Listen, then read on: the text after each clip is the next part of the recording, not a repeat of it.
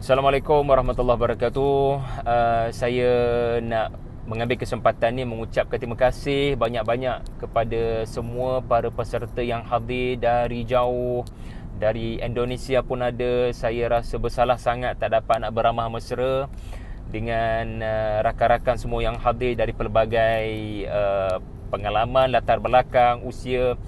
Hasrat di hati memang nak stay sehingga dapat bertemu dengan seramai mungkin yang hadir, tetapi apakan daya ada perkara luar kawalan saya, dan ini pun terpaksa bergegas ambil anak saya di Kuala Lumpur habis program. Sebagaimana pagi tadi pun terpaksa hantar anak disebabkan ada perkara yang dirancang pada awalnya tidak dapat dilakukan. Saya nak ambil kesempatan ini juga nak ucap terima kasih banyak-banyak pada pihak Nasrul Quran, pada Puan Syikin dan semua yang telah memudahkan urusan Tadabbur Center mengadakan convention Hudan Linnas.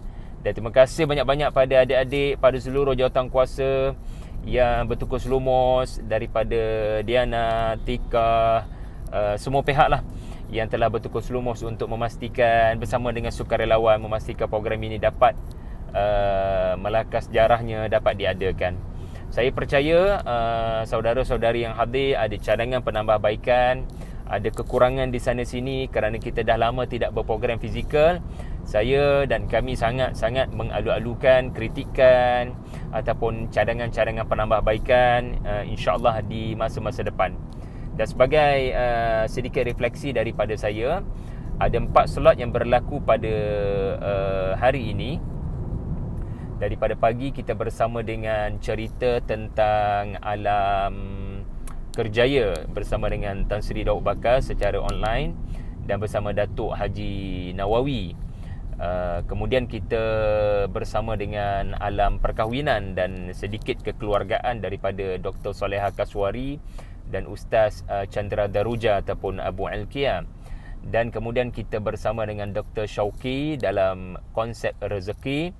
Manakala yang keempat kita bersama dengan cerita mental illness bersama dengan Prof. Alizi Alias dan juga Aiman Psikologi. Terima kasih pada semua panel yang sporting, yang sudi untuk hadir memberikan komitmen, tidak dilupakan pada Amin Idris. Dan saya pula menemui sesuatu daripada convention ini, iaitulah saya semakin nampak mengapakah Allah mengisytiharkan Surah Yusuf sebagai ahsanal qasas ataupun sebaik-baik cerita. Ia ada pelbagai tafsiran pada frasa itu, tetapi sekurang-kurangnya hari ini saya lebih banyak belajar tentang ahsanal qasas, iaitulah sebaik-baik cerita, kerana kita semua takkan lari daripada 4 situasi yang dibincangkan dalam convention ini. Kita mungkin ada masalah di tempat kerja. Saya dikepung oleh non-Muslim, macam mana ya majikan saya non-Muslim. Dalam surah Yusuf ada cerita Nabi Yusuf berkhidmat, berbakti dan berakhlak dalam suasana dikepung oleh non-Muslim dan bermajikankan seorang Al-Malik yang non-Muslim. Subhanallah. Mungkin kita di alam pekerjaan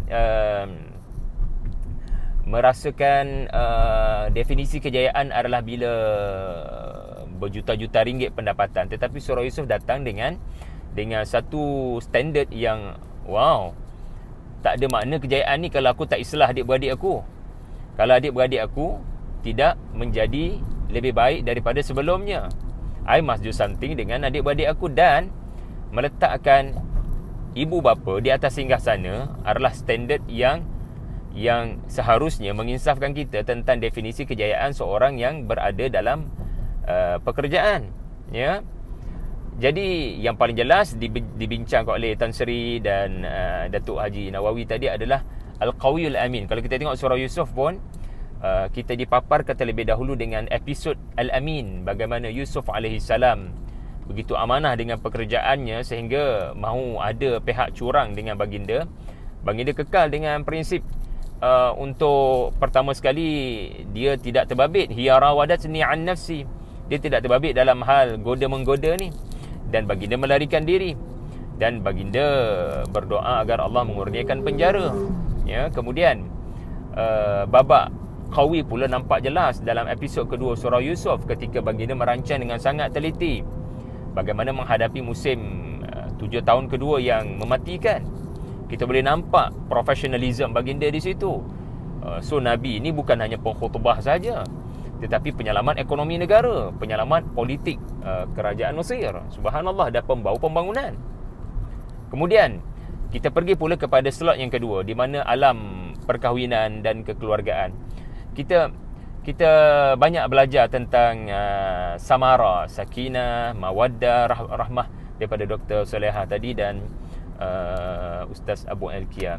Dan satu perkara yang kita belajar daripada surah Yusuf adalah kepentingan mendengar dengan teliti.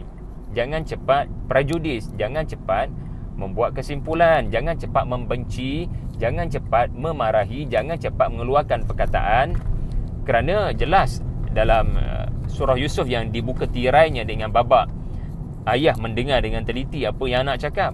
Ini bukan hanya cerita ayah dengan anak, ini juga adalah cerita kepentingan mendengar dengan teliti apa yang nak diluahkan dan disampaikan oleh suami atau isteri. Itu diperlukan dalam perkahwinan. Kita juga belajar tentang kepentingan ta'wilul ahadith. Ta'wil ahadith adalah memahami dengan mendalam apa sebenar maksud ucapan ini. Ia bukan sekadar ucapan, mesti ada sesuatu di sebalik ucapan itu.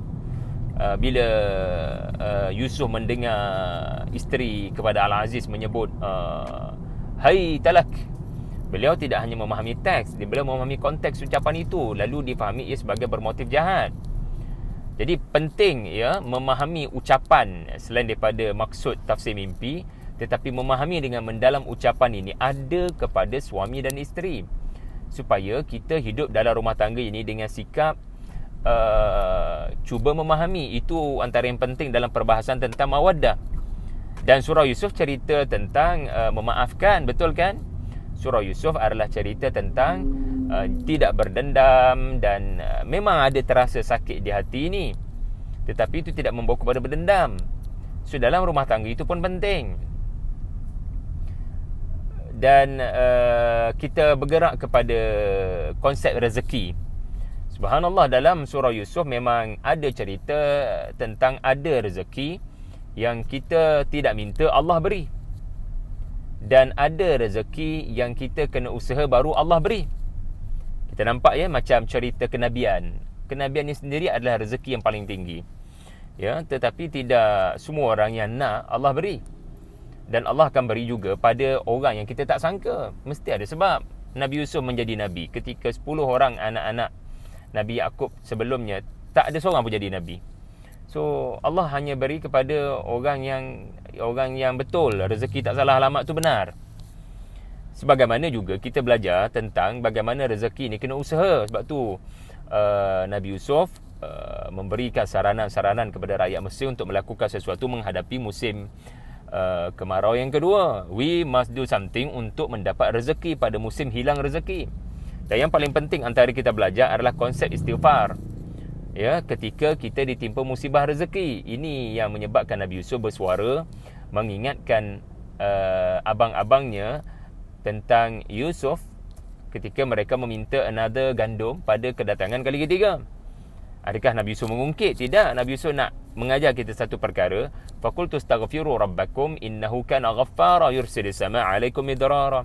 Kalau kamu istighfar, itulah yang akan mengembalikan kamu kepada kecintaan Allah, rahmat Allah, dan bila Allah kasih kat kamu, dia akan mengembalikan apa yang kamu perlukan. Yang menyebabkan Allah sempitkan rezeki kamu adalah sebab kamu lupa Tuhan. Itulah sikap saudara-saudara Yusuf, yang mereka tidak pernah bertaubat, tidak pernah nak bercakap benar dengan ayah mereka, sehingga kan Yusuf peringatkan diorang, yang kamu ni dah lupa nak bertaubat dan beristighfar. Madza fa'altum bi Yusuf wa akhihi id antum jahilun. Dan akhir sekali, yang ni yang paling best saya rasa, iaitulah sesi forum dengan Dr. Alizi dan Aiman Psikologi, di mana mereka sendiri memang highlightkan tentang tekanan yang dihadapi oleh Nabi Yaqub alaihi salam. Sebab perbahasan tentang mental illness, para anbiya kita maksum daripada apa jua penyakit yang menghalang dakwah berlaku, tetapi sifat manusiawi itu ketara dalam surah Yusuf. Bagaimana Nabi Yusuf menghadapi tekanan akibat daripada kehilangan Bunyamin sampai hilang fungsi penglihatannya seketika. Kita juga dapat lihat dalam surah Yusuf ini betapa Nabi Yusuf Nabi Yaqub tidak melakukan apa yang disebut sebagai toxic positivity. It's okay, semua okay, jangan risau, mimpi ni tak ada apa-apa masalah pun, engkau akan jadi orang mulia. Tidak. Bahkan Nabi Yaqub menerangkan sisi negatif mimpi itu, iaitulah kalau kamu cerita pada abang kamu. Nabi Yaqub tidak tanam kepada Yusuf, InsyaAllah abang kamu ni baik-baik aja, kamu cerita pun tak apa, apa-apa jadi pun semua indah-indah belaka. Tak ada. Dalam surah Yusuf kita diajar juga tentang orang yang menggunakan agama, orang macam orang agama, tapi cakapnya sangatlah celupa sampai menyakiti orang yang sedang ditimpa ujian. Sebagaimana contoh saudara Yusuf, anak-anak kepada saudara Yusuf, ya, yang melafazkan qalu tallahi tafta'u tadhkuru Yusuf. Nabi Yaqub meluahkan kepada Allah. Tetapi si anak-anak ni dia mewujudkan circle yang tak elok. Dia membunuh semangat Nabi Yaqub, ya, dengan melafazkan kamu ni tak habis-habis mengingati Yusuf. Tak ada langsung nak mengiktiraf, nak validate emosi, feeling yang dihadapi oleh pesakit berkenaan. Banyak sebenarnya perbincangan tentang merawat sakit mental ini menerusi surah Yusuf. Bahkan kalimah nafs itu pun paling banyak di dalam Al-Quran dalam surah Yusuf. Jadi saya harap para pelajar semua dengan seminar yang kita lalui ini semakin bertambah iman kita kepada ahsan al-qasas di dalam surah Yusuf. Dan tadabbur Al-Quran mengajar kita apa dia? Dalam surah Yusuf ada kisah kehidupan saya sebenarnya. Dalam surah Yusuf ada kisah kehidupan saya sebenarnya. Cuma memerlukan kepada kita teliti, membaca, membelik tafsir-tafsir, dan akhirnya kita dapat meneropong di sana adanya kita. Wallahualam. Assalamualaikum.